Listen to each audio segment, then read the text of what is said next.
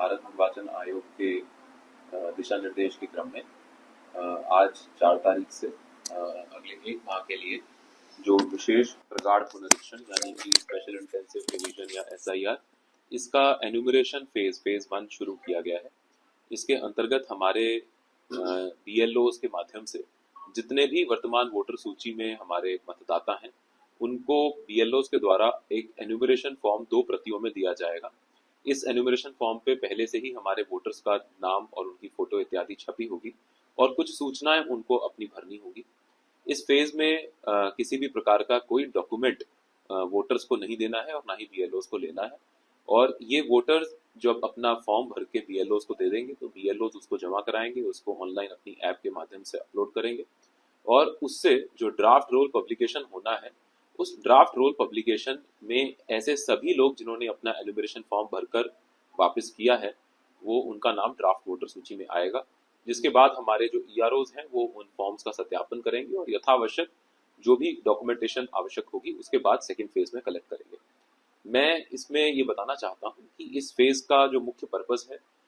वो ये है कि जितने भी हमारे मतदाता हैं उनमें से यदि कोई व्यक्ति एब्सेंट है, शिफ्टेड है, डेथ हो चुकी है उसकी या डुप्लीकेट में उसका नाम है, ऐसे लोगों को चिन्हित किया जा सके ताकि सिर्फ वही लोग हमारे पास फॉर्म भर के दें जो वास्तविकता में जीवित हैं और जिनका और किसी भी अन्य स्थान से वोटर सूची में नाम नहीं है। अगर किसी व्यक्ति का किन्हीं कारणों से 2 जगह वोटर सूची में नाम है भी तो उनसे यही अनुरोध है कि वो एक ही स्थान पर अपना फॉर्म भरें ताकि उनका दोबारा से डुप्लीकेशन ना हो।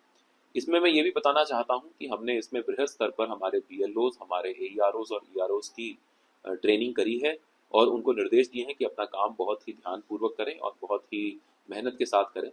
इसमें अगर किसी भी व्यक्ति के द्वारा किसी प्रकार की कोई लापरवाही की जाती है तो RP एक्ट 1950 के अंतर्गत हमारे सरकारी जो कर्मचारी हैं, BLO हैं, उनको अगर किसी प्रकार की अगर उनकी कोई संलिप्तता किसी गलत कार्य में या गलत भूमिका पाई जाती है तो 2 साल की जेल का उसमें प्राविधान है। ये दंडनीय अपराध है। साथ ही साथ हमारे जो वोटर्स हैं जो अपना फॉर्म भर रहे हैं, वो अगर किसी भी प्रकार की कोई गलत सूचना जानबूझकर भरते हैं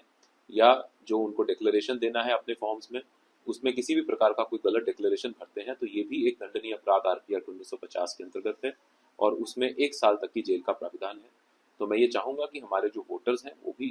इस पूरे अभियान में हमारा साथ दें। और मैं पुनः इसको दोहराना चाहूंगा कि इस फेज में जो प्रथम फेज ये चलेगा जो आज से शुरू हो रहा है 1 माह के लिए, इसमें सिर्फ फॉर्म्स को देकर भरे हुए फॉर्म्स कलेक्ट किए जाने का कार्य किया जाएगा BLOs के द्वारा और किसी भी प्रकार का कोई